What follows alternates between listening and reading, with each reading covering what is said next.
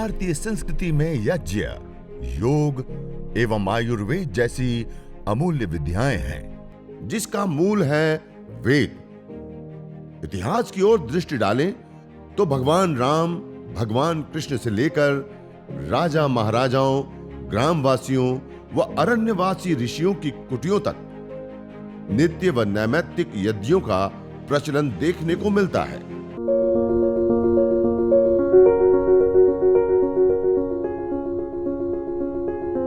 पूना का एक केस आया कि 7वें महीने में गर्भ के अंदर बच्चा एकदम निष्क्रिय हो गया था, छोटा हो गया था पूरा, और डॉक्टर ने बोला कि अब तो अबॉर्शन करना पड़ेगा इसका। वहां से फोन आया तो हमने डॉक्टर तारा सिंह जी जो आपके बीच में है यहाँ पर, उनसे बात की तो उन्होंने बोला कि उनको यज्ञ कराओ। लेखा माता जी के माध्यम से, डोंबिवली से उनसे बात हुई तो नीचे यज्ञ के हवन कुंड के नीचे उसमें ड्राई फ्रूट का लेवल बिछाया गया, सभी तरह के ड्राई फ्रूट उसमें लगाए गए और फिर यज्ञ चालू किया। देखिए 2 महीना यज्ञ करने से वो बच्चा वापस पुष्ट हो गया और नॉर्मल डिलीवरी हुई उसकी, और प्रॉपर वजन जो होना चाहिए 2 किलो 900-800 ग्राम वो उसने बच्ची को जन्म दिया। मेरी माता जी आज 84 इयर्स की हैं, 3 बार पैरालिसिस हो गया, हमने 3 बार उसको ठीक कर लिया।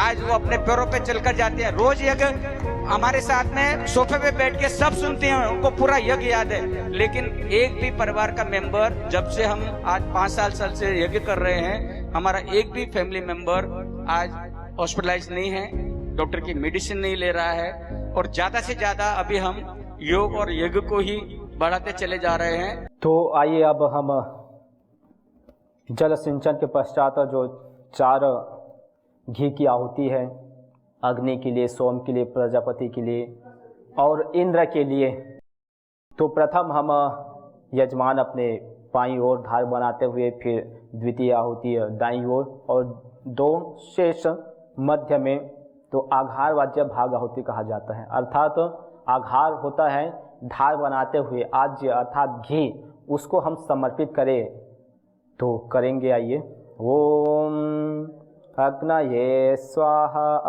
इदमग्नये इदन्नमम, ओम सोमाय स्वाहा इदं सोमाय इदन्नमम, ओम प्रजापतये स्वाहा इदं प्रजापतये इदन्नमम, ओम इंद्राय स्वाहा इदं इंद्राय इदन्नमम।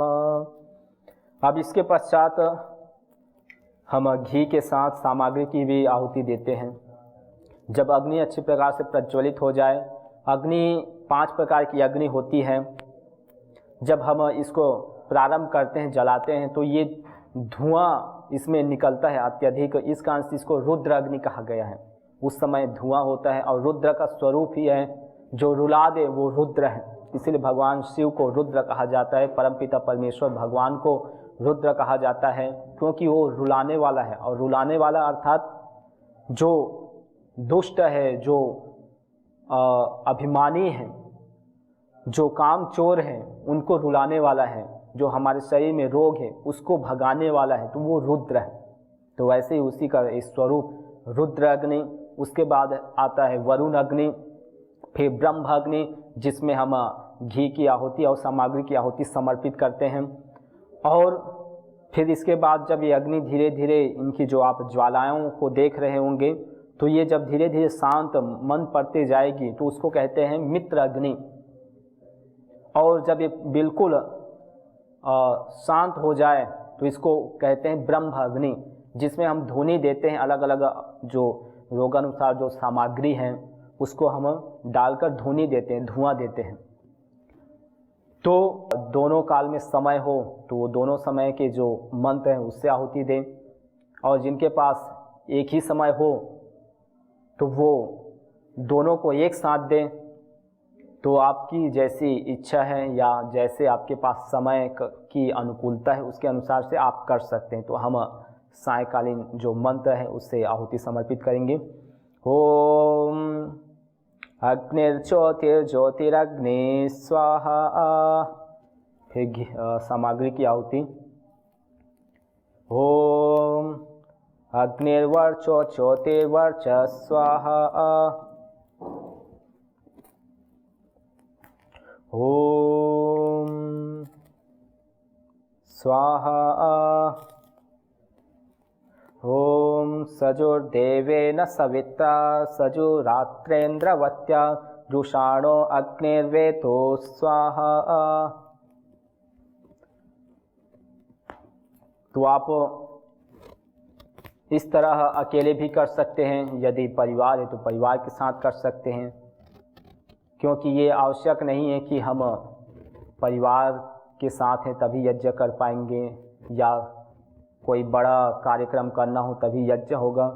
आप प्रतिदिन करें, वो नैमित्तिक कार्य है और ये नैतिक कार्य है, अर्थात जो प्रतिदिन किया जाए वो नैतिक कार्य, उसको दैनिक अग्निहोत्र कहा जाता है। जो किसी सप्ताह में, पक्ष में, मास में, अर्धमास में या वार्षिक में किया जाए तो वो विशेष यज्ञ होता है। तो उसके लिए संख्या की अधिकता होती है, उसके लिए एक विशेष कार्यक्रम करना पड़ता है।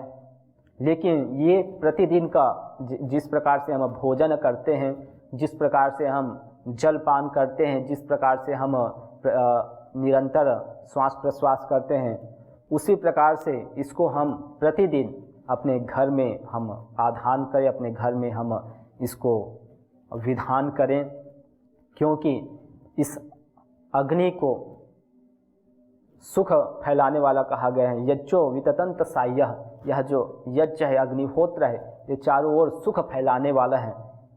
इसीलिए इसको सभी यज्ञों में श्रेष्ठ कहा गया है, यज्ञो वैश्रेष्ठतमं कर्म, और इसीलिए इसको सभी देवों का मुख कहा गया है कि अग्निर्वै देवानां मुखम। यह जो अग्नि है ये सभी देवताओं का मुख है। जिस प्रकार ये हमारा शरीर है, इस शरीर को यदि पुष्ट करना है, इस शरीर को यदि स्ट्रांग बनाना है तो उसके लिए भोजन चाहिए। और भोजन कहाँ से जाता है? हमारे इस मुख से, हमारी इस नासिका के माध्यम से, श्वास के माध्यम से भी हम आहार लेते हैं। तो ये हमारे मुख जो है वो द्वार है सभी भोजन को अंदर प्रवेश करने का, ग्रहण करने का। वैसे ही सभी देवताओं को पुष्ट करने का, जो पृथ्वी, अब तेज, वायु, आकाश है, जो ये पंच महाभूत, इसको पुष्ट करने का, इसको संतुलित बनाने का, इसको हमारे लिए अनुकूल बनाने के लिए जो कोई प्रक्रिया है तो वो है यज्ञ, अग्निहोत्र। तो इसीलिए इसको हम प्रतिदिन करते आ रहे हैं और प्राचीन काल से ये चली आ रही परंपरा है। तो आइए हम जो अगला मंत्र है उसे अग्नि को हम आहुति समर्पित करते हैं। ओम भूरग्नये प्राणाय स्वाहा।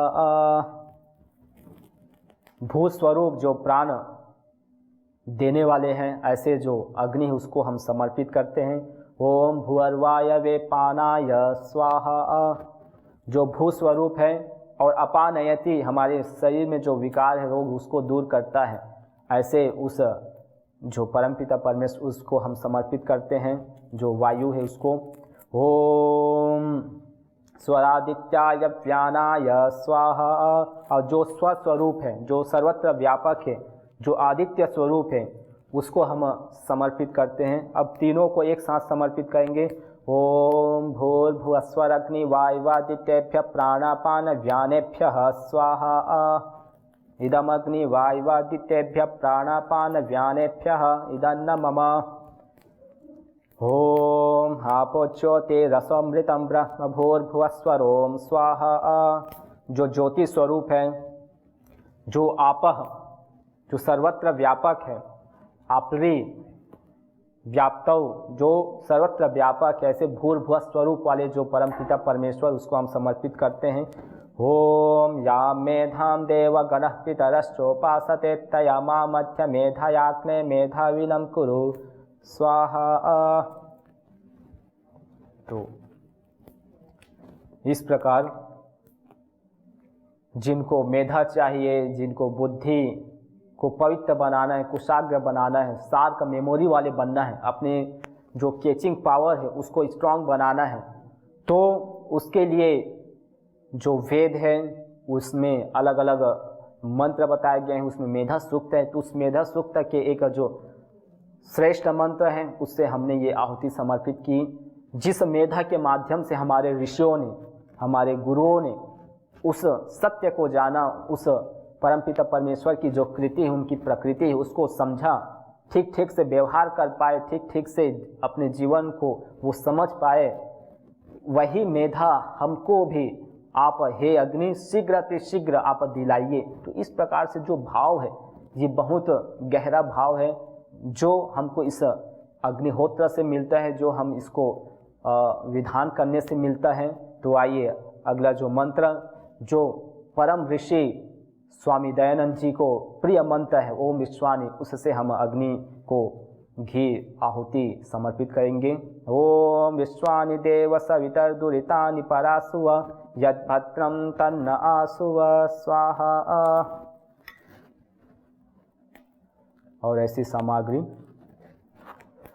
ओम अग्नेनय सुपथाराये अस्मान् विश्वानि देव वयुनानि विद्वान् युयोध्यस्मच्चुहुरान मेनो भूयिष्ठान्ते नम उक्तिं विधेम स्वाहा। जिस प्रकार सूर्य और चंद्रमा निरंतर, सूर्य जैसे हमको प्रकाश देता है, चंद्रमा जैसी अपनी शीतलता प्रदान करता है, वैसे ही हम भी सभी को प्रकाश दे अपने ज्ञान से, अपने सामर्थ्य से, और सभी को हम शीतल प्रदान करें, उसके जीवन में शीतलता आए, मधुरता आए, वाणी में पवित्रता आए। तो सूर्य और चंद्र की भांति हम चलते रहें, वैसी प्रार्थना इस मंत्र में किया गया। आइए अब हम जो महामंत्र जो गायत्री है उससे हम समर्पित करेंगे आहुति।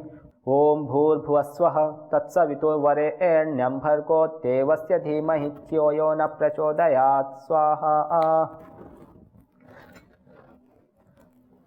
तो ये अब इसके बाद एक ही मंत्र से 3 बार आहुति हम देकर समर्पित इस यज्ञ के जो अनुष्ठान है अग्निहोत्र उसको हम संपन्न करते हैं। ओम सर्वं वै पूर्णं स्वाहा। ओम सर्वं वै पूर्णं स्वाहा। ओम सर्वं वै पूर्णं स्वाहा। तो ये यज्ञ का जो अनुष्ठान था वो हमने संपन्न किया। अब इसके पश्चात आप यज्ञ शेष ले सकते हैं, ऐसे हाथों में जो घी है, और इसको यज्ञ की ओर अभिमुख्य कर आप इस अग्नि से मांगें, क्योंकि ये अग्नि उसी परमपिता परमेश्वर का स्वरूप है। जिस प्रकार से इसके अंदर वो गुण है कि ये गति वाले हैं, ये प्रकाश वाला है, ये उष्ण प्रकृति वाला है, यह जो अग्निदेव है, तो ये हमारे अंदर भी आए। तो इसलिए हम अपने हाथों को अग्नि अभिमुख्य कर हम मांगते हैं। ओम तेजोऽसि तेजोमयि धेहि, ओम वीर्यमसि वीर्यमयि धेहि, ओम बलमसि बलमयि धेहि, ओम ओजोऽसि ओजोमयि धेहि, ओम मन्युरसि मन्युमयि धेहि, ओम सहोऽसि सहोमयि धेहि। और फिर ऐसे घर्षण कर अपने चेहरे पर गरम गरम हथेलियों से हम मालिश करते हैं, जिससे कि उसका जो तेज है हमारे चेहरे पर आए, हमारे मन मस्तिष्क पर आए। तो ऐसे अग्निहोत्र आप करें। और फिर जब ये अग्नि धीरे धीरे मंद पड़ जाए, जब ब्रह्म अग्नि अर्थात जब अग्नि शांत पड़ जाए, केवल मात्र जब ये अंगारे के रूप में रहे, तो उसमें हम और अलग अलग जो सामग्री है उसको डालें रोग के अनुसार से। और आप घर में ही अपने सामग्री तैयार कर सकते हैं, जो हम प्रतिदिन मसाले के रूप में लेते हैं। सब्जी में हम कुछ कुछ जो पदार्थ डालते हैं उसको आप ले सकते हैं, जो आप काढ़े के रूप में लेते हैं उसको आप प्रयोग कर सकते हैं। जो आपके आसपास है, जो आपके खेतों में जो जड़ी बूटी है, उसको आप इस सामग्री के रूप में ले सकते हैं, जिसमें घर में तुलसी होती ही है, जिसको वृंदा कहते हैं। तो उस तुलसी को आप सुखा लीजिए, उसकी पत्तियों को, उसकी टहनियों को, पंचांग को, और उसको छोटे छोटे टुकड़े कर सामग्री आप तैयार कर सकते हैं। वैसे ही घर में लौंग मिल जाएगा आपको, इलायची मिल जाएगी, दालचीनी मिल जाएगी, हल्दी है, चावल है, अक्षत खड़ी चावल, जौ है, काले तिल है, अपामार है, आपको खेतों में मिल जाता है। तो ये सारे जो औषधि है इनको आप अपने घर में, जो बेल के पत्र है ये बहुत ज़बरदस्त औषधि है, तो उसको प्रयोग करें। आप समीधा में जो आम की लकड़ी है उसको कर सकते हैं, बड़ पीपल ये आपको हर जगह मिल जाएगा सस्ते में, खरीदने भी नहीं पड़ेंगे। और शमी है, पलाश है, गूलर की लकड़ी है, तो इन सबको आप अपने लकड़ी के रूप में, समीधा के रूप में आप प्रयोग कर सकते हैं। और फिर प्रतिदिन हम यज्ञ करें, अग्निहोत्र करें, और जितना हम अग्निहोत्र करेंगे उतने ही हमारे अंदर जो यज्ञीय जीवन है वो उतरेगा। किसी भी जो कर्म करते हैं उसका एक फल होता है, उसका एक परिणाम होता है। तो अग्निहोत्र करने का क्या परिणाम है? तो अग्निहोत्र करने का परिणाम है कि हमारे जीवन शुद्ध बन जाता है, हमारे जो मस्तिष्क है वो स्वस्थ हो जाता है, शरीर में किसी प्रकार की कठिनाइयाँ हैं, दर्द है, पीड़ाएँ हैं, किसी को यदि कैंसर हो गया है तो वो भी दूर होता है। सर्दी जुकाम तो फिर सामान्य सी बात है, वो तो आप एक दिन में ही अनुभव कर सकते हैं। तो ऐसे बहुत सारे जो रोग हैं वो इस यज्ञ से, यज्ञ चिकित्सा जिसको हम यज्ञोपैथी कहते हैं, यज्ञ थेरेपी कहते हैं, जिसको प्राकृतिक चिकित्सा के अंतर्गत लिया जाता है, तो ऐसी जो दैवीय विधा जिसको दैव व्यापाश्रय कहा गया है, उस यज्ञ को हम संपन्न करें, क्योंकि ये यजमान के जो कामना है उसको पूरित करने वाला है। सत्याः संतो यजमानस्य कामः कहा गया है कि जो यजमान है, जो यज्ञ करने वाला है या कराने वाला है, उनकी जो मनोकांक्षा है, उनकी जो अभिलाषा है, उनकी जो किसी प्रकार की इच्छा है, वो इच्छा पूर्ण हो। तो ये निश्चित पूर्ण होता है जब हम हवन करते हैं, अग्निहोत्र करते हैं। इसीलिए तो इसको सभी जो सृष्टि है, जो पृथ्वी है, उसका नाभि कहा गया है, उसकी नाभि कहा गया है। अयम यज्ञो भुवनस्य नाभि, अयम यज्ञो विश्वस्य भुवनस्य नाभि, ऐसे अलग अलग वेदों में इसकी चर्चा की गई है कि यह जो यज्ञ है, यह जो अग्निहोत्र है, हवन है, ये सभी जितने भी सृष्टि है, चाहे वो भू हो अर्थात वसुंधरा हो, धरती हो, या फिर आकाश हो या अंतरिक्ष हो, सभी लोगों का जो सेंटर पॉइंट है वो अग्निहोत्र है, हवन है, जिसके विस्तार करने से चारों ओर शांति आती है, जिसके विस्तार करने से चारों ओर नैरोग्य आता है, सब सुख संपदाओं से अपने जीवन निर्वहन करता है। इसीलिए इसको कहा गया स्वास्थ्य साधना का आधार, स्वास्थ्य समृद्धि का आधार कहा गया है कि जीवन में यदि स्वास्थ्य चाहिए, समृद्धि चाहिए या साधना करना है तो वो अग्निहोत्र है, वो हवन है। जिस प्रकार से महर्षि पतंजलि ने योग दर्शन में योगश्चित्त वृत्ति निरोधा कर जो द्वितीय सूत्र दिए कि योग का स्वरूप क्या है। योग का स्वरूप है कि अपने चित्त में, अपने विचार में जो गलत भाव है अर्थात गलत विचार है उसको हम दूर करते जाए और सात्विक विचार को हम अत्यधिक बढ़ाते जाएं। वैसे ही हम अग्निहोत्र जब करते हैं तो हमारे जो थॉट अर्थात जो गलत विचार है, अशुभ विचार है, वो दूर हो जाता है और शुभ विचारों का आधान होता है। तो इसीलिए ये एक परंपरा रही, एक प्राचीन परंपरा, और जितने वैदिक वांग्मय हैं ये तो पूरा भरा हुआ है यज्ञ से कि हर जगह हम यज्ञ करें, चाहे वो किसी भी कार्यक्रम में हो, चाहे वो उपनयन संस्कार हो। जो स्वामी दयानंद सरस्वती ने जो 16 संस्कार बताए हैं कि गर्भाधान से लेकर अंत्येष्टि तक सर्वत्र यज्ञ का ही विधान है। तो ऐसे यज्ञ जो एक भारत की संस्कृति है, भारत की जो एक न्यू परंपरा है, एक प्राचीन मूल परंपरा है, उसको हम किस प्रकार से अपनाएं कि अपने जो जीवन है उसको हम सुंदर बनाएं।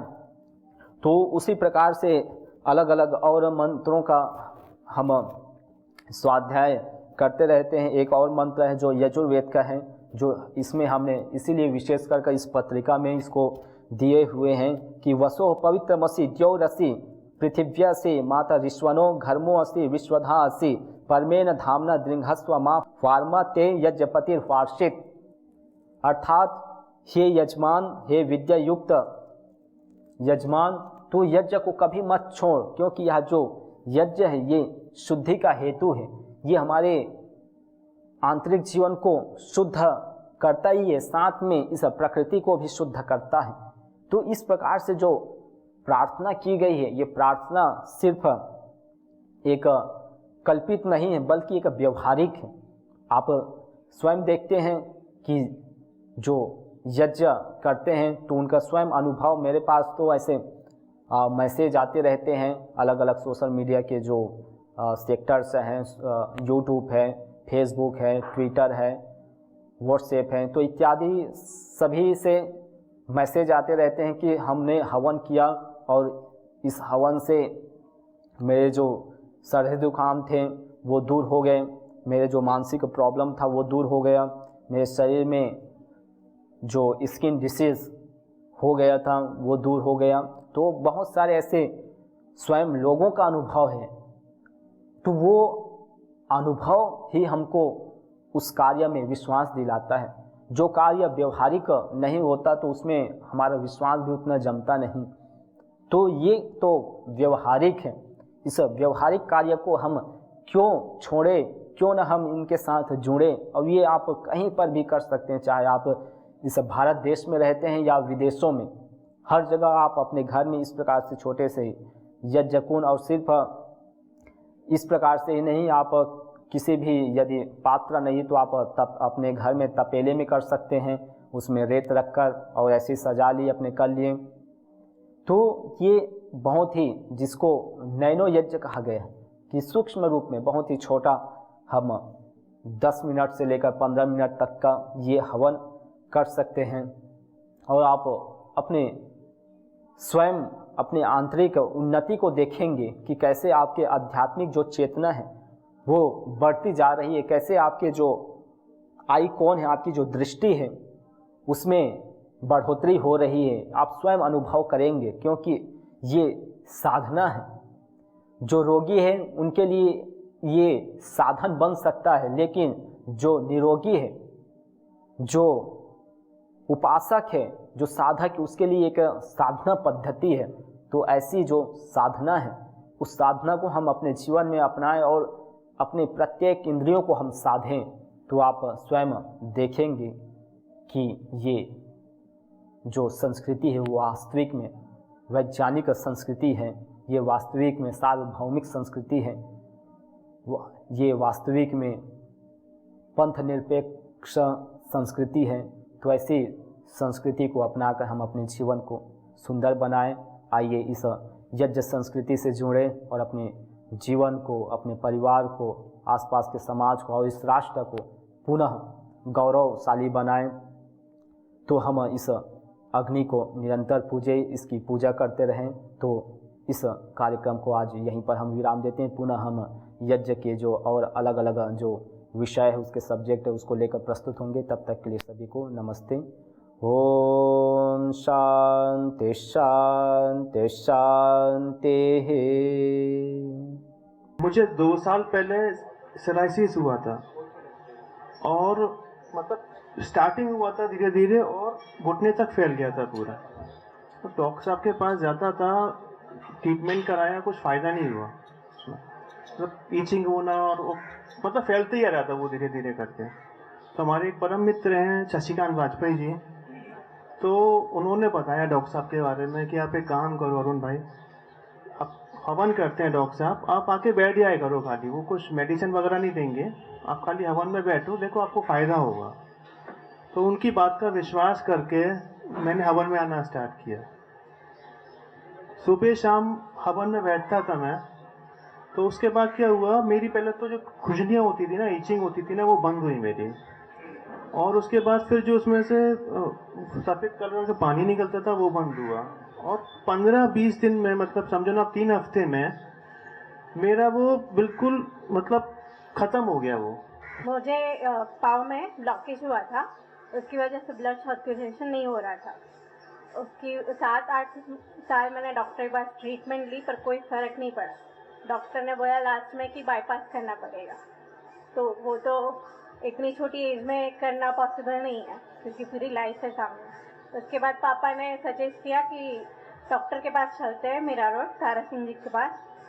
यहाँ पे दिखाया, उसके बाद डॉक्टर अंकल ने बोला कि ऐसे ऐसे ट्रीटमेंट शुरू करेंगे तो अच्छा हो जाएगा।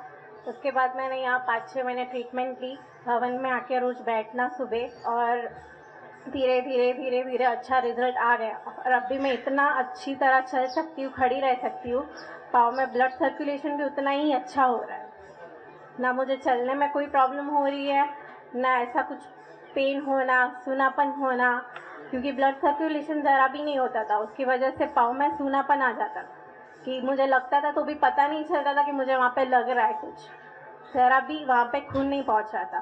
फिर यहाँ पे आके ट्रीटमेंट लिया, उसके बाद थोड़ा मुझे वहाँ पे फील होने लगा कि हाँ मुझे पाँव में भी थोड़ा सा लग रहा है, तो मुझे पता चल रहा है कि खून पहुँच रहा है वहाँ पे। यज्ञ में रोज बैठती थी आके सुबह। यज्ञ भारतीय संस्कृति का मूल है। तो आइए हम संकल्प लें, संसार के श्रेष्ठतम कर्म यज्ञ को अपनाएं, पिंड और ब्रह्मांड में संतुलन कायम करने वाले यज्ञ को अपने जीवन का अभिन्न अंग बनाएं एवं प्रकृति मां के प्रति अपने ऋणों को अदा करें। विश्व स्वास्थ्य का एक नारा, यज्ञ से होगा जग उजियारा। भारतीय संस्कृति की अमूल्य विरासत यज्ञ की महिमा को जानने हेतु वैदिक चैनल पर प्रतिदिन प्रातः एवं सायं 11:30 बजे यज्ञ महिमा कार्यक्रम से जुड़ें। विशेष जानकारी हेतु संपर्क करें।